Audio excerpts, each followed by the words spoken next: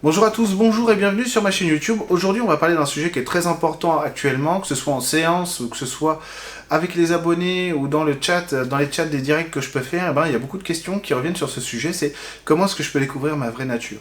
C'est vrai que nous, en spiritualité, on a l'habitude de travailler sur nous, de faire de l'introspection, de la contemplation intérieure-extérieure. Et cette contemplation, cette réflexion sur le soi, etc., les mouvements qu'on veut donner à notre existence, c'est censé nous amener des réponses claires, précises, concises même parfois, qui vont nous orienter dans notre existence. Et donc retrouver cette capacité à être à la hauteur de notre chemin de vie, si j'ose dire. Et donc d'avoir dans nos mains, cette capacité à réaliser ce que l'on souhaite et donc à transmuter aussi les problèmes que l'on a.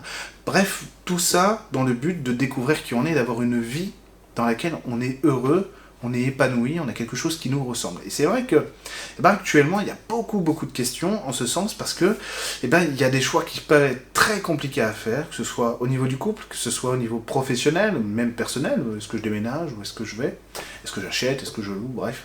Enfin, c'est des questions qui sont tout à fait louables, hein. Tout compte fait, on est toujours face à nous-mêmes dans notre existence et on a toujours besoin d'avoir des repères qui vont nous permettre de grandir. Or là, on se retrouve dans des énergies qui sont différentes de l'année passée, encore plus des années précédentes, c'est-à-dire que on est vraiment dans la peau de l'être humain qui va devoir gérer tout ça un peu par lui-même. Beaucoup de questions comme ça qui sont restées sans réponse, beaucoup de choses qui sont restées sous le tapis, enfermées dans le placard pendant très longtemps, qui ressurgissent, qui sont maintenant présentes dans notre existence, dans nos existences, et qui nécessitent qu'on y fasse attention. Alors, il faut surtout pas paniquer quand on ne sait pas ce qu'on veut devenir. C'est-à-dire quand justement, on se dit, moi je regarde beaucoup de choses en spiritualité, je vois les gens qui ont l'air de savoir ce qu'ils font, ce qu'ils disent, etc. Ils ont l'air épanouis, et moi je galère, quoi. Je comprends pas, parce que moi aussi je travaille sur moi, etc. J'ai des messages de mes guides, pourquoi pas. Et donc j'ai du mal à me décider.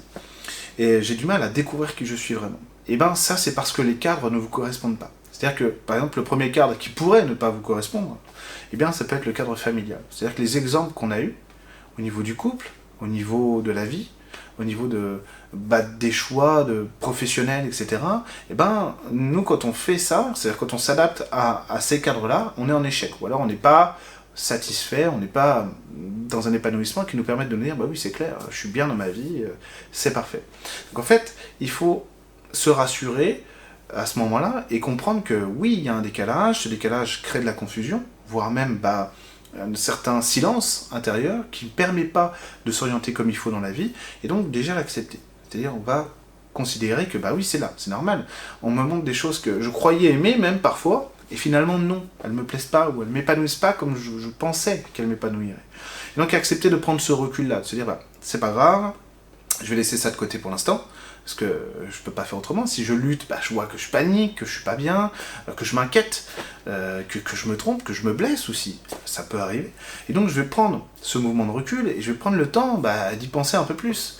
De penser surtout à moi. Et finalement, qu'est-ce qui est fondamental pour moi ?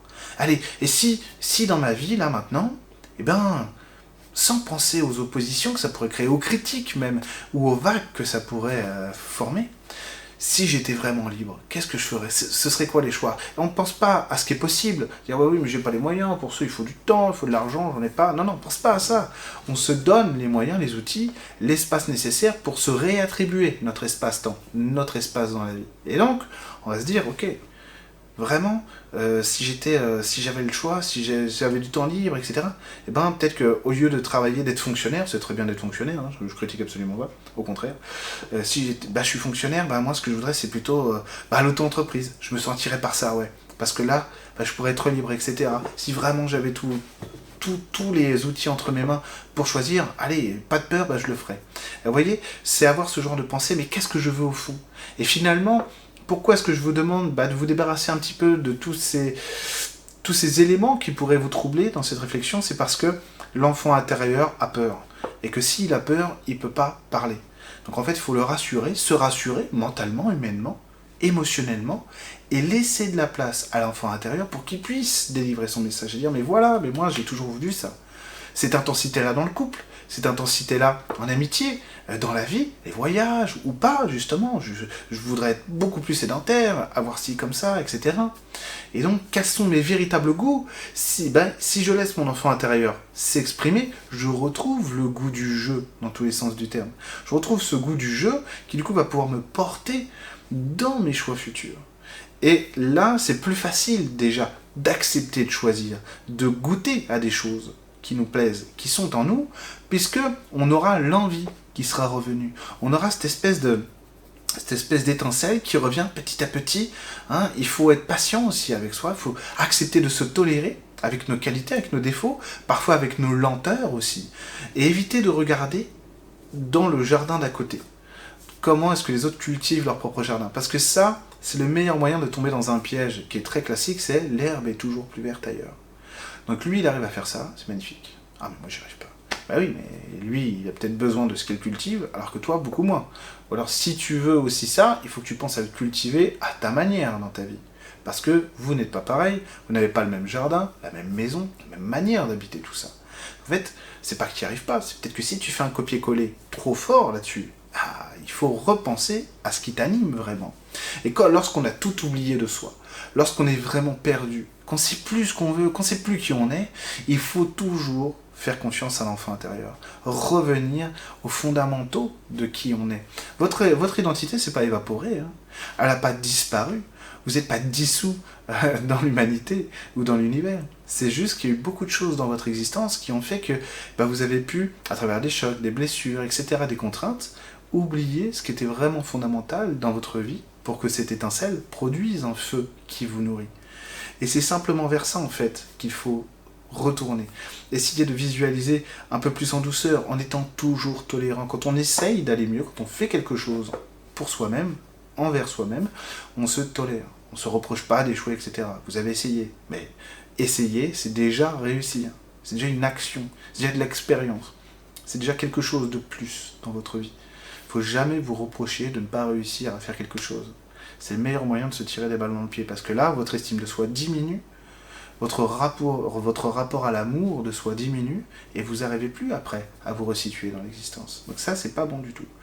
J'ai essayé, j'ai réussi, je suis fier de moi, j'ai pas réussi, je suis fier de moi. Point barre. Il n'y a pas d'autre solution. L'amour de soi, c'est ce qui guérit tout. D'accord ? Et donc, revenir à ces fondamentaux, vraiment, écouter dans la tolérance, dans le temps nécessaire aussi pour cela, comment est-ce qu'on revient à nos véritables envies. Et alors, cet enfant intérieur, puisqu'il a de la place, il a du positionnement, il va commencer à donner des sensations, des envies, des goûts. Ça peut perturber aussi, à un moment donné. Pas forcément, n'ayez pas peur, mais ça peut perturber parce que ça peut nous conduire à dire, zut, je croyais que tout allait bien dans ma vie, je sais pas moi, de couple. En fait, non, ça va pas. Merde, comment je vais faire ? Déjà, pas de panique, c'est pas parce qu'il y a un décalage qui vient de se produire que tout est acheté à la poubelle, d'accord ?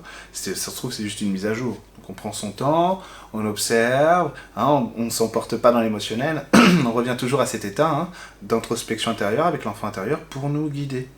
Et faire appel à cette énergie, c'est important, parce que plus vous allez l'avoir en vous, plus ça va devenir un automatisme. Moi, je ne fonctionne plus que comme ça, quoi. J'ai juste mon enfant intérieur qui me guide sur mes goûts et mes envies, mes besoins, que ce soit dans le travail, dans mes loisirs, avec mes enfants, avec ma femme, ma famille, etc. Donc c'est ça, en fait, qui est important. Écoutez d'abord vos envies, vous allez voir qu'au fur et à mesure, un tableau de vous va se dessiner. Toute votre vie, vous avez écouté ce que le monde extérieur vous disait, thérapeute inclus, d'accord ? Que vous deviez être ou que vous étiez. C'est le temps, c'est le moment de passer à une écoute personnelle intérieure pour savoir ce que vous voulez vraiment pour vous-même. Donc c'est normal que les cadres se décrochent autour de vous, mais parce que vous allez les remplacer. Vous n'allez pas vous retrouver sans rien et seul. Ça, c'est sûr. Donc n'ayez pas peur, acceptez ce que la vie va vous donner, et à travers ce lâcher-prise-là, vous allez vous découvrir votre vraie nature. Je vous remercie d'avoir suivi cette vidéo, et je vous dis à très bientôt.